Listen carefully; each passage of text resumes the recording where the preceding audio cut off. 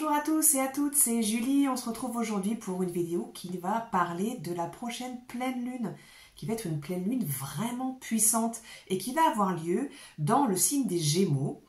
à 23 degrés du signe des Gémeaux, et qui aura lieu donc le 15 décembre. Et on va pouvoir aborder vraiment la grande idée qui est l'idée vraiment de révélation, quoi, d'informations, d'illumination, d'informations subites qui nous arrivent et qui viennent éclairer, qui nous apportent énormément de clarté. Ça va être vraiment la grande thématique. Avant de commencer de parler de toute cette thématique-là qui tourne autour de la pleine lune, je voulais prendre un temps pour vous remercier toutes les personnes qui sont fidèles à la chaîne, et qui regardent mes vidéos. Remercier également toutes les personnes qui ont pris un temps pour laisser un commentaire sur la dernière vidéo, qui sont tous des commentaires qui m'ont extrêmement fait chaud au cœur, et vraiment je suis très contente de pouvoir co-créer un espace vraiment chaleureux, sécure et bienveillant avec vous ici. Et merci d'y participer, merci de votre contribution à la création de cet espace, à la co-création de cet espace. C'est vraiment ce que je souhaite pour ici. Alors bienvenue à tous vos messages, que ce soit dirigés vers moi ou que ce soit dans de l'entraide les uns les autres dans cet espace-ci. C'est vraiment ce que je souhaite. Et voilà, j'avais vraiment envie de vous remercier de votre présence, de vous remercier de votre contribution. En tout cas, merci de votre présence aujourd'hui, et puis on va commencer tout de suite pour cette pleine lune puissante, la dernière pleine lune de 2025, qui va vraiment apporter quelque chose vraiment d'intense, et probablement assez positivement. On sent souvent quand on est dans cette période du Sagittaire, c'est-à-dire la période à laquelle le soleil transite le signe du Sagittaire, qui passe dans ce signe entre fin novembre et puis le solstice d'hiver, juste un peu avant Noël,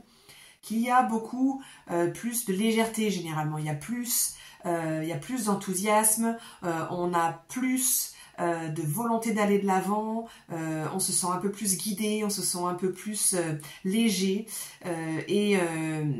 peut-être que c'est votre cas actuellement. On a vraiment cette énergie-là qui est porteuse et qui nous apporte souvent un souffle de joie de vivre après le transit dans les profondeurs du Scorpion, qui est nécessaire.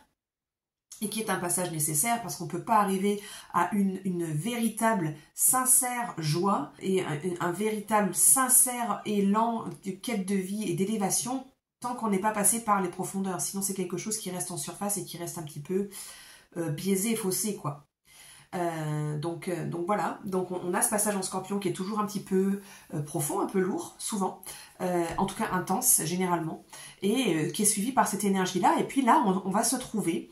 pour cette pleine lune qui, comme toutes les pleines lunes, est un moment où on va avoir beaucoup d'illumination, beaucoup de clarté, puisqu'on a le soleil qui éclaire de ses pleins feux la lune, et qui est dans le cycle lunaire toujours ce moment où on a le plus de chance, c'est le plus propice à ce qui est des informations qui nous remontent, des prises de conscience. Et là, donc on a particulièrement ceci qui est mis en avant, parce que non seulement nous avons donc la lune qui est opposée au soleil, et la lune donc se trouvant dans le signe des Gémeaux, mais nous avons également dans les mêmes signes des Gémeaux et du Sagittaire la présence de leurs deux maîtres respectifs, mais qui sont dans les signes opposés, donc c'est-à-dire le signe régent de l'un reçoit la planète régente de l'autre. Jupiter étant la planète régente du Sagittaire se trouve en Gémeaux, qui est le signe régi par Mercure, qui lui-même est en Sagittaire. Et il se trouve que ces deux planètes sont par ailleurs toutes les deux rétrogrades. Alors, Jupiter pour encore quelques temps, puisque pour Jupiter, on va jusqu'à tout début février 2025 pour la fin de sa rétrogradation. Pour Mercure, en revanche, ces périodes de rétrogradation sont beaucoup plus rapides, et Mercure va repasser stationnaire direct le lendemain de cette pleine lune. Étant donné que Jupiter se trouve également conjoint à la Lune de manière un petit peu large, à 8 degrés, mais néanmoins conjoint, on va pouvoir s'attendre ici, avec ces doubles rétrogradations, cette opposition, et qui va être en lien avec la Lune qui est éclairée de ses pleins feux par le Soleil, vraiment, on peut s'attendre à des profondes révélations, à obtenir des clartés vraiment, de la luminosité qui arrive d'un coup, vraiment, avec cette configuration planétaire-là, qui vont nous apporter des choses où on va tout d'un coup comprendre peut-être, éclairer et comprendre certains schémas dans lesquels on pouvait être peut-être depuis toute sa vie et qui ont été issus de traumas ou de conditionnements, ou peu importe en fait quelles en sont les origines, mais en tout cas des choses qui ont apporté une certaine couleur à nos vies et qui est devenue limitante et qui là tout à coup vient en pleine lumière, et là on démasque, c'est comme si on démasquait le fonctionnement de ces schémas là, et ce qui permet de détricoter complètement les choses par la suite. Donc on peut vraiment avoir ces espaces de clarté et de nouveaux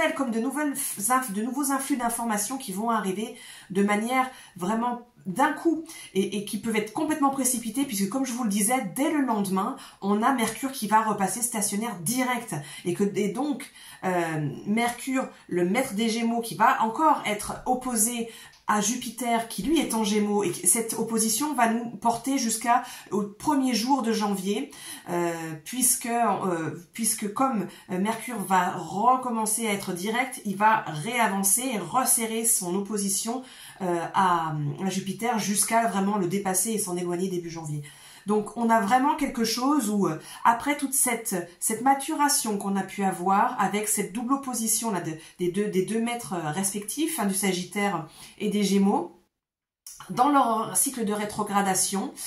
et qui plus est ici au moment de cette nouvelle lune en carré à Saturne, on peut avoir vraiment eu des profondes remises en question, et Saturne va apporter quelque chose ici, puisqu'il est bien de repasser direct il y a quelques semaines, quelque chose qui va ancrer tout ça, c'est-à-dire que les révélations pourraient être quelque chose avec le Sagittaire notamment, et avec les Poissons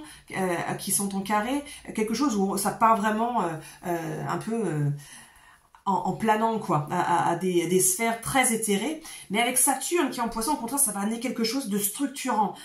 et avec le fait que ce Mercure qui va toujours être en carré à ce Saturne, qui va repasser direct dès le lendemain, on peut avoir tout à coup, poum, des influx d'informations, des nouvelles façons de faire, des nouvelles conceptions, des nouvelles idées, des nouvelles propositions, des nouveaux fonctionnements, des nouvelles personnes pour des nouvelles perspectives qui se présentent tout à coup, et vraiment un renouveau qui se met en place. Et je parlais justement du fait que on peut partir dans des révélations qui peuvent à la fois, de manière très positive, venir d'espaces beaucoup plus vastes que nous et venir de tout en haut, parce que on retrouve le Soleil et la Lune ici en carré à Neptune qui vient de repasser direct il y a quelques jours. Donc on peut vraiment avoir ces influx d'informations qui arrivent de très haut, de sphères très éthérées, et qui viennent nous inspirer, comme une sorte d'inspiration divine qui pourrait arriver, mais ça peut être aussi, à l'inverse, quelque chose où ça se déconcrétise, quoi. On part vraiment trop dans des sphères éthérées, et on part dans des idéaux qui ne sont pas vraiment très tangibles, et c'est ce que va pouvoir empêcher ce Saturne, ici, la présence de Saturne en carré à Mercure et à Jupiter. Donc il va y avoir vraiment quelque chose qui va pouvoir être assez chouette, à la fois d'être dans des sphères où on va pouvoir toucher du doigt quelque chose, où on se met au service de quelque chose de plus grand que soi. Hein. Et ça, notamment, c'est vraiment ce que vise la fin de ce cycle des nœuds lunaires qui bouclent leur passage de 1 an et demi avec le nœud nord en bélier pour arriver par la suite en poisson, où on a cherché à trouver notre processus d'individuation, à trouver qui l'on est vraiment, à trouver vraiment quelle était notre place, et c'est notamment rappelé ici fortement par la présence de Mars, hein, qui est le maître du nœud nord et qui se trouve ici en trigone en Lion, et qui vient de passer rétrograde le 6 décembre, donc très peu de temps avant. Et Mars ici, il vient réévaluer et redire, mais Comment est-ce que je sors du lot? Qu'est-ce qui en moi fait que je sors du lot? Qu'est-ce qui en moi fait que je suis unique? Qu'est-ce qui en moi fait que j'ai quelque chose à offrir au monde que personne d'autre peut offrir au monde? Et c'est d'autant plus accentué qu'on a ce trigone ici avec le nœud nord. Et on a ici avec ce Mars besoin de venir honorer cette unicité avec ce Mars rétrograde. C'est vraiment ce qu'il vient nous demander de faire ici. Donc comment est-ce que je peux honorer ça plutôt que de... je pourrais être tentée de... si le lion n'est pas, on va dire, assumé, et qu'il n'est pas bien intégré dans son aspect sain, eh bien... une des distorsions du lion peut être dans le manque de lion, le manque d'affirmation du lion, c'est je n'ai pas foi dans mes capacités, je n'ai pas suffisamment confiance dans ma créativité, dans mon unicité, dans ce que je peux apporter au monde, dans la générosité de moi-même que je peux donner au monde, et ça donne quelque chose où je me mets en retrait, je m'efface, je m'éteins, au lieu de rayonner, puisque le lion est régi par le soleil, et c'est le signe où on est censé rayonner notre unicité, notre énergie pour la déployer et la donner généreusement autour de nous. Et donc, il pourrait y avoir cette tendance de noter, de bien avoir conscience de quelles sont nos spécificités, nos unicités et nos cadeaux finalement qu'on porte en nous et qui peuvent complètement être nourriciers autour de nous. Et en fait, on n'a pas assez confiance en nous pour pouvoir les rayonner, pour pouvoir les donner. Et il y a cette espèce de peur de sortir du lot, de sortir du rang et de pas être apprécié parce qu'on est un peu différent. Et qu'on va pas plaire à tout le monde. Alors je me fais un auto-clin d'œil par rapport aux dernières périodes que j'ai pu vivre où j'ai pu être déstabilisée par certains commentaires qui m'avaient été laissés, et c'est une leçon que j'ai appris. Et puis ça peut être carrément la leçon ici de Mars rétrograde en Lion, c'est un fait, on peut pas plaire à tout le monde, et pour autant, on peut pas arrêter d'être soi-même, sinon en fait c'est une forme de suicide finalement, énergétiquement et au niveau évolutif aussi. C'est une forme où on se coupe de son énergie de vie. Et s'il y a bien quelque chose qui est mis en avant ici dans cette carte du ciel et qui vient alimenter cet enthousiasme du Sagittaire, c'est qu'on a un magnifique trigone, comme vous pouvez le voir sur la carte, je vais vous le montrer, qui relie, donc comme on vient de le dire, Mars rétrograde, fraîchement passé rétrograde au nœud nord en Bélier, qui est en train de terminer son cycle dans le signe du Bélier, qui va bientôt passer en Poisson, et qui est également en lien avec, en trigone, avec Mercure également rétrograde, pour lui la fin de sa rétrogradation en Sagittaire. Donc les trois signes de feu, leur magnifique énergie enthousiasme qui est porteuse et qui nous pousse de l'avant et qui nous pousse vers la réalisation d'un idéal vers lequel on a envie d'aller, est vraiment mis en avant ici. Et donc on peut vraiment sentir là qu'on a vraiment envie de mettre des choses en avant, mais du fait que ce Mars soit rétrograde et puis il va bientôt repasser dans le signe du Cancer pour terminer sa rétrogradation en février, où il sera dans je crois à 17 degrés il me semble du Cancer, pour repartir direct après et revenir en Lion et puis finir de quitter le Lion en avril. Donc là, voilà, on a vraiment quelque chose qui va nous porter, nous mener assez loin sur ces deux signes. Donc on a Mars qui vient d'abord, comme je vous le disais, nous demander d'honorer notre unicité et d'assumer en fait qui l'on est, malgré ce que certaines personnes peuvent avoir à y redire, pour pouvoir vraiment arriver à cette culmination du passage du nœud nord dans le signe du Bélier, qui nous demande de nous affirmer et qui nous demande de suivre notre instinct. Avec les trois signes de feu, c'est vraiment ça, suivre notre instinct et agir dessus. On a envie, il y a cet enthousiasme pour ça, mais on voit bien que c'est le moment et pas encore tout à fait le moment. Il y a vraiment une période où on est en train de commencer un travail comme un travail d'accouchement en fait finalement. On est en train de commencer le travail de mise au monde de notre nouveau nous, avec tout un tas de choses qui sont en train de se terminer. Donc on peut avoir cette idée de fin de cycle aussi, et donc ça commence, le début s'amorce, on commence vraiment à entrevoir la nouvelle direction, mais c'est pas encore tout à fait le moment, on n'y est pas encore tout à fait. On voit bien avec Mars qui va par la suite repasser en Cancer dans sa rétrogradation, et qui va nous demander ici, une fois nous avoir fait retravailler cette idée, ce concept de s'honorer dans son unicité. Donc Mars va nous demander en Cancer de revenir à l'intérieur et de vraiment venir y trouver et y construire un autosoutien solide sur lequel on puisse s'appuyer nous-mêmes,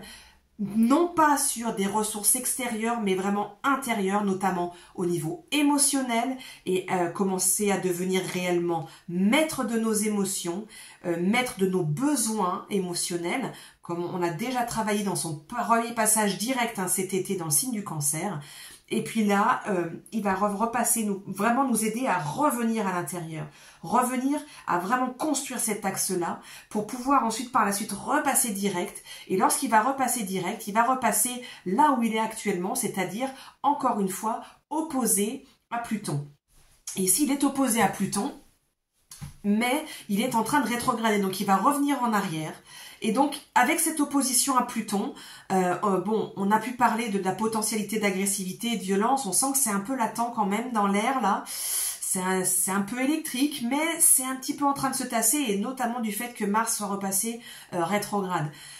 Mais surtout, le fait qu'on a cette opposition entre Pluton et Mars, et qui va se répéter plusieurs fois jusqu'au dernier passage de Mars direct au printemps, donc en avril, opposé à Pluton qui sera dans les premiers degrés, de mémoire ce sera à 1 degré, mais bon, peu importe, dans les premiers degrés, en tout cas tout fraîchement dans le Verseau, eh bien, on va avoir cette actualisation en fait de nos désirs en fait, de réalisation et d'évolution profonde. Où est-ce qu'on a envie d'aller? Donc c'est une raison supplémentaire pour lesquelles on voit bien que là, on est en mouvement, on a quelque chose qui commence à se dessiner vraiment de plus en plus concrètement dans là où on veut aller. Il y a des pas concrets qui ont pu se poser même, mais voilà, ça peine à avancer, on n'y est pas encore tout à fait. Et ça va vraiment commencer à bouger au printemps 2025, vraiment en avril, où là, on va avoir ces passages-là, puis on aura aussi les passages de Saturne et de Neptune en Bélier, et puis plus tard dans l'été, de Uranus en Gémeaux. Bon, là on aura largement le temps d'en reparler, mais voilà, donc là on est vraiment dans cet espace de on est dans le travail, on peaufine vraiment pour que le bébé soit prêt. Le bébé c'est nous, c'est notre nouveau nous, prêt à naître et à se mettre au jour, et ça va vraiment être, on le sent bien, une totale nouvelle identité avec tout ce qu'on vient de traverser ces dernières années, et notamment ces 2 dernières années. C'est une personne complètement nouvelle, une version totalement nouvelle de nous,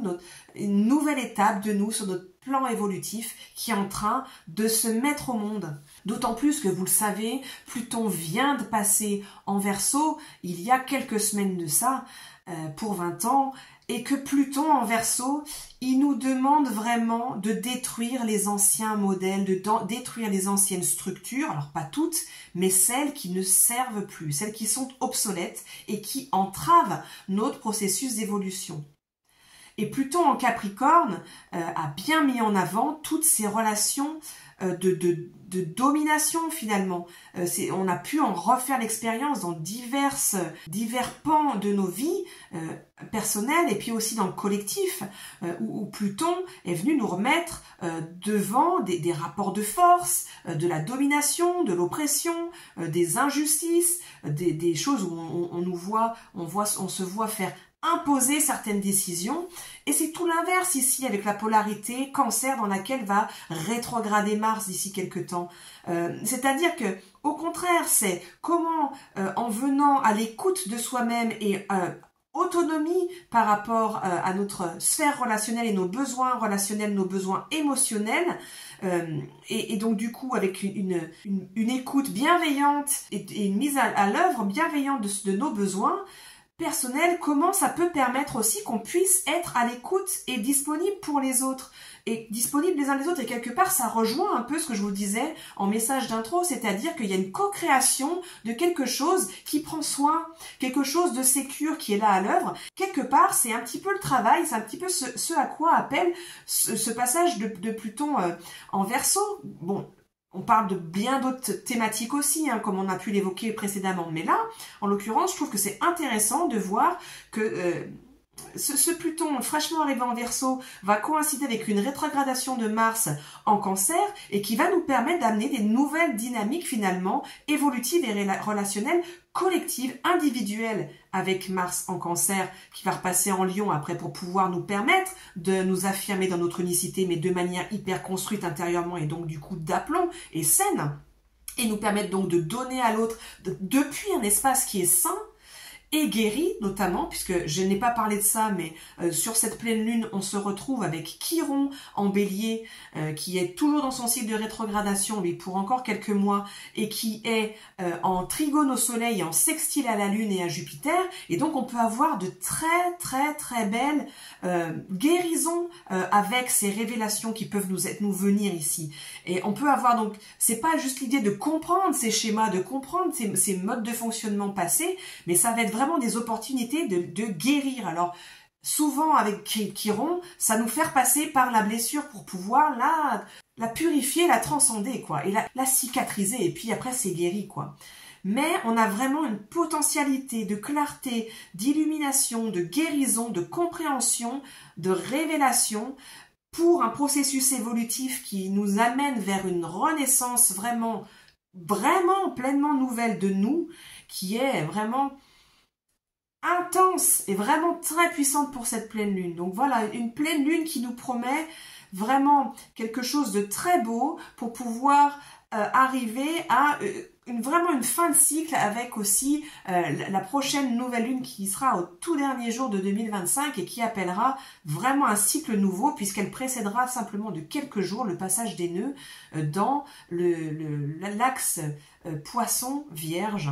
Et nous aurons l'occasion d'en reparler. D'ici là, je vous souhaite vraiment de profiter de cette belle période enthousiaste et porteuse de belles perspectives de révélation et de guérison. Et je vous dis à très bientôt pour une nouvelle vidéo.